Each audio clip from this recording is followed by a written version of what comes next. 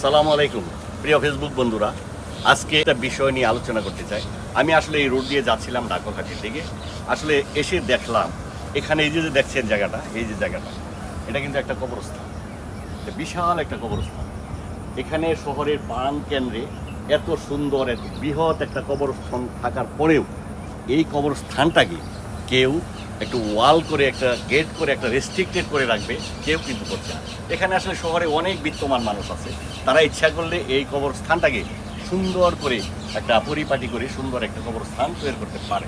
আর এই যে দেখছেন কিছু মাটি কাটা আছে এখানে, আমি শুনেছি এই যে মাটিগুলি কাটা হয়েছে, এগুলি এই এলাকার মানে ওই গরিব ধরনের মানুষ যারা আছে তাদের সহযোগিতা এই মাটিগুলি কিন্তু কাটা হয়েছে। তো ফেসবুক বন্ধুরা, আসলে এই কবরস্থানে সবাইকে যেতে হবে, সবারই এই শেষ ঠিকানা হচ্ছে কবরস্থান। আসলে আমি মনে করি যে এই এলাকার বিত্তমান মানুষ যারা আছে তারা এই জায়গাটাকে আরো সুন্দর করে রেস্ট্রিক্টেড করে রাখবে, এটাই আমার আশা। সবাই ভালো থাকবেন, আল্লাহ হাফেজ, আসসালামু আলাইকুম।